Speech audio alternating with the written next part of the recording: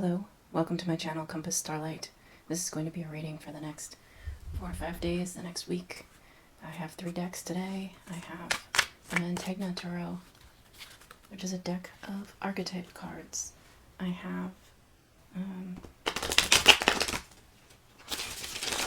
the Neon Rider Tarot, and I have the Starseed Oracle. Excuse me, 3 cards. Or no, that's... Never mind, that's way too many. We're going back.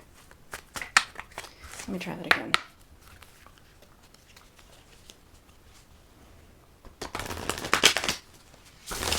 These cards have been pretty jumpy. They've got something to say. So I actually think I'm going to shuffle cut so that you can see it. There we go. And then just take the cards off the top of the deck. Alright. Hi. Happy New Year.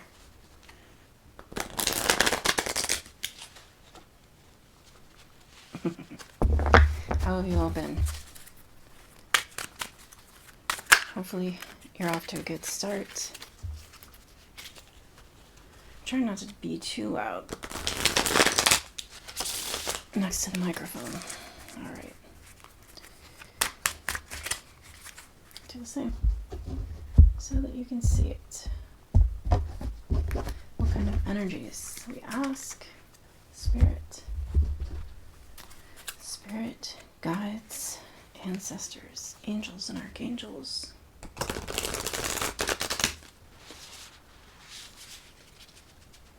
What kind of messages can we impart to the viewers?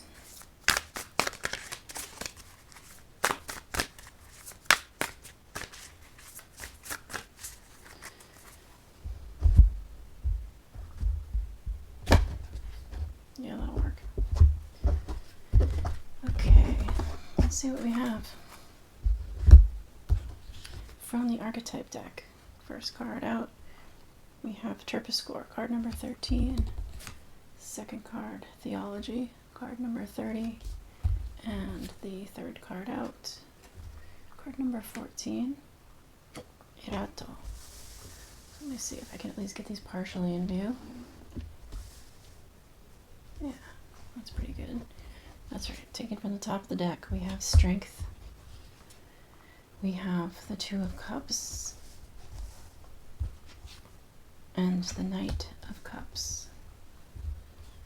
And I will take 2 of these cards. We have the 7 Star Sisters and Whale and Orca Elders.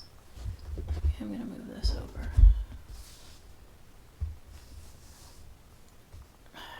You still can't see them. I need to do a better setup with my camera, my tripod. Okay, well, it's something. There, that'll do. So let's start here with the Oracle cards. The 7 Star Sisters. Birthing creations, tapestry of life, expression. Very good. Hopefully as you're starting out the new year, you are focused on your own journey, your own path, your own ambitions, creating and manifesting the life you want to live, the life you're designing because it pleases you. And that manifestation comes from your thoughts, a focus to attention. Birthing creations, tapestry of life, expression. Let's see if I can actually read this. I did not bring my reading glasses.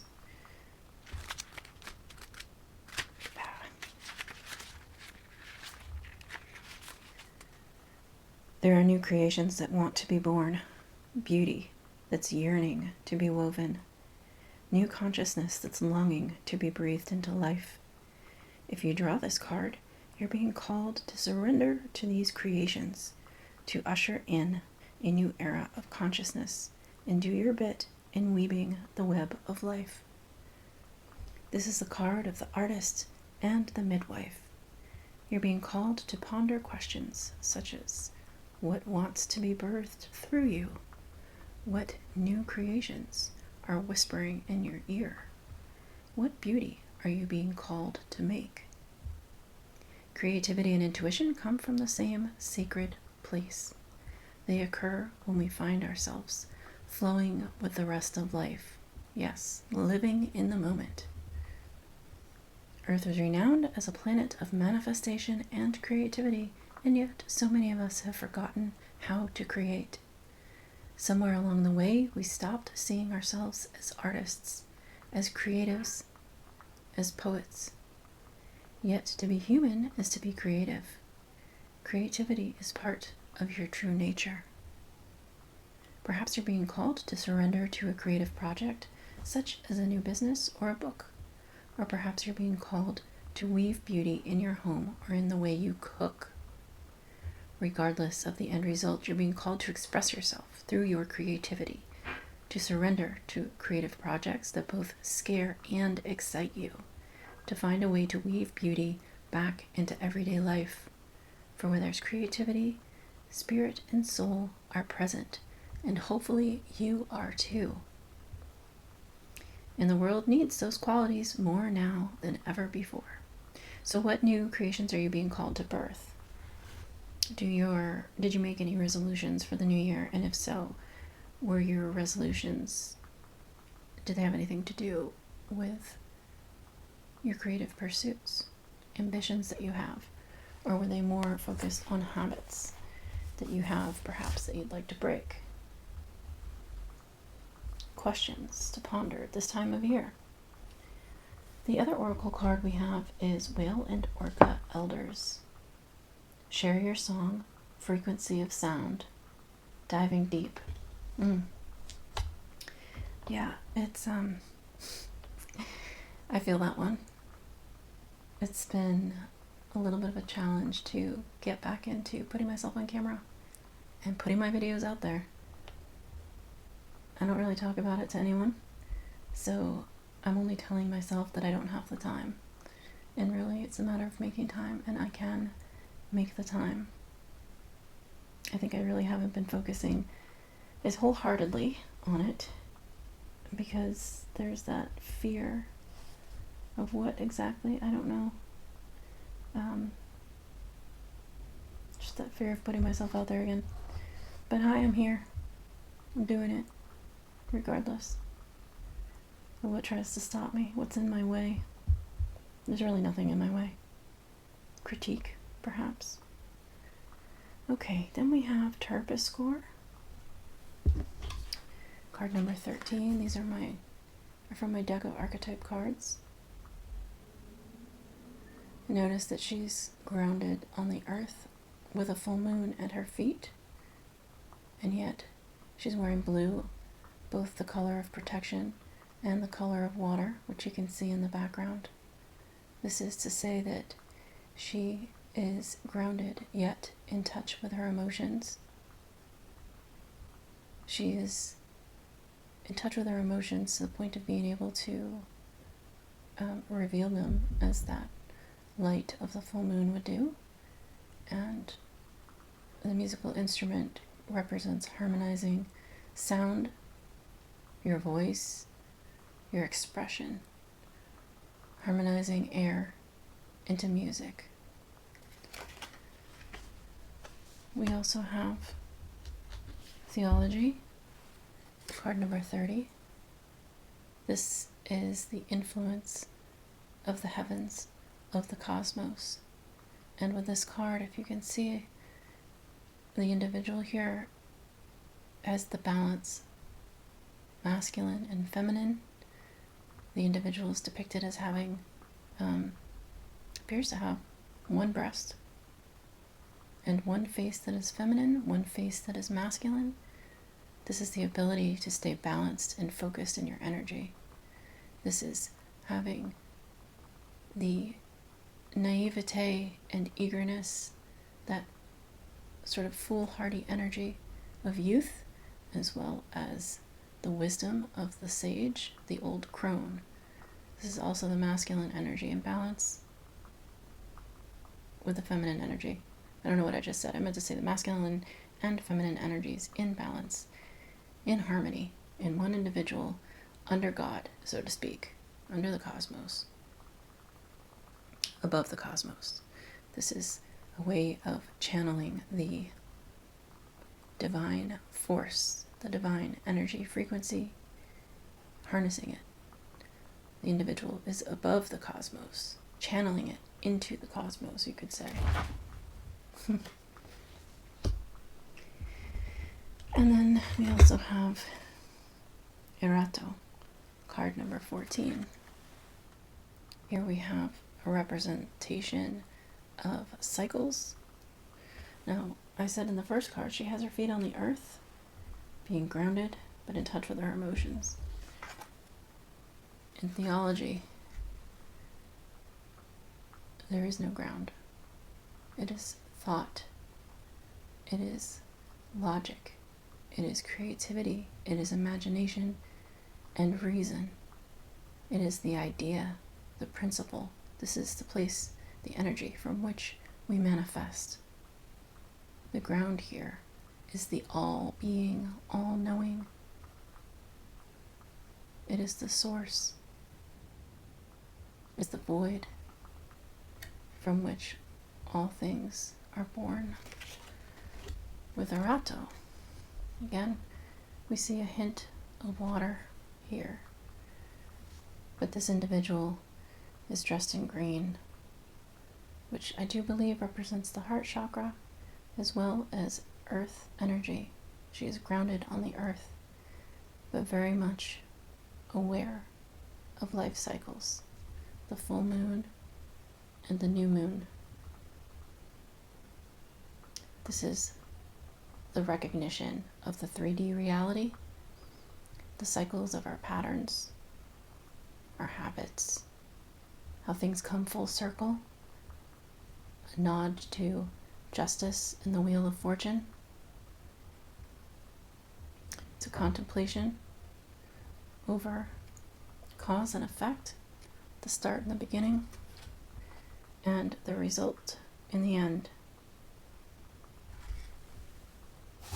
This is taking a first step on a path that leads to the castle in the background as well. She's also very focused on that. Yes. All the noises in the background. Most of them anyway. The two kitties. Terpsichore, card number 13, is the archetype for nimbleness. Dance with everyone to understand them better. This is to be balanced, confident in your own shoes, the grounded energy, confident in your emotions, confident in the earthly plane, as well as the world of thought, if you will.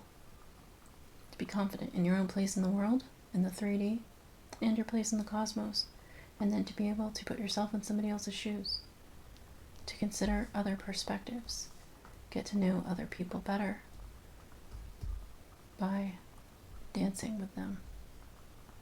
Spend time with people, speak to them, interact, see how they react. Observation. This is an opportunity to find out what motivates others. And it's a good time of year for it as well, to ask your friends, the people you encounter, your acquaintances, about their incentives for this year that is right before us. The next card is Theology, card number 30. This is the archetype for humility, trust higher wisdom. And of course, here she is, he, she, right? The balanced individual. Trusting in source, trusting in the divine plan. Humility. Your desires, your own ambitions, may not always be part of the divine plan. This is to say, sometimes we run into roadblocks and our path or course is redirected. If we trust in the divine plan, we learn new things. And then Erato, card number 14, is the archetype for integrity. Blend with the choir while remaining solo. This is to understand your place in the world, in the 3D, and to be balanced therein, and yet be able to move about, communicate, interact with others in a seamless fashion, right? When you're walking down the street, you don't just plow right through other people walking the opposite direction. When you're walking down the street, even if you've got your one eye on the phone, right, you still want to be aware of where you're going so you don't walk into a post or another human being. This is recognizing your place in the world. Blend with the choir while remaining solo. Here we have habits and lifestyles like many others. We wake and go to work, fall asleep at night, or at least try to. And yet, within that routine, we want to make sure that we don't lose sight of our individuality, of our sovereignty, of our unique qualities. So, then we have the cards from the Neon Rider Tarot. We have Strength, we have the Two of Cups, and we have the Knight of Cups. What does this say? We have the strength to focus on our own path, to focus on our creativity. We have the strength to tame the aversions and diversions, the things that would draw us away from our path. We have the strength to tame our focus. We also have the strength to turn away that which would come at us with aggression, with anger, with ill intent. We have the ability to recognize it and to soothe it and to treat it with love. This is a healthy way to ward off against evil, I suppose, but as well, what I was really thinking is to ward off any misunderstandings, conflict of interest, some area where communication between you and another, whether it's another individual or another party, might stir up some conflict. You have the ability to tame yourself and to tame the circumstances. And with the Two of Cups, we have an agreement here, a contract. This is, it could be a love contract, for example.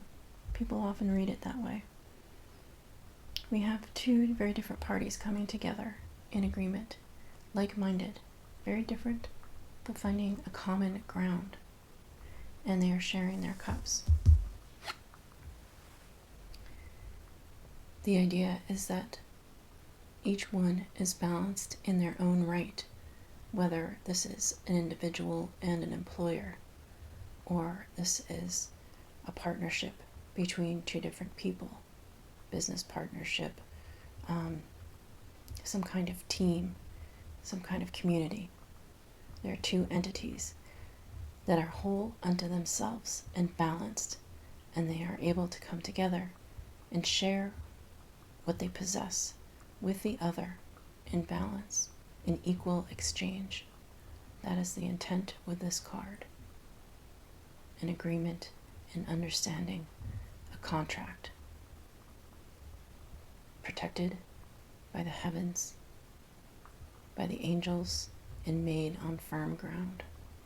You see the face of the lion between the angel's wings. Perhaps it's the same lion as we have here in the Strength card. The ability, the strength to tame ourselves into a balanced state so that we can share what we have and then receive what we need.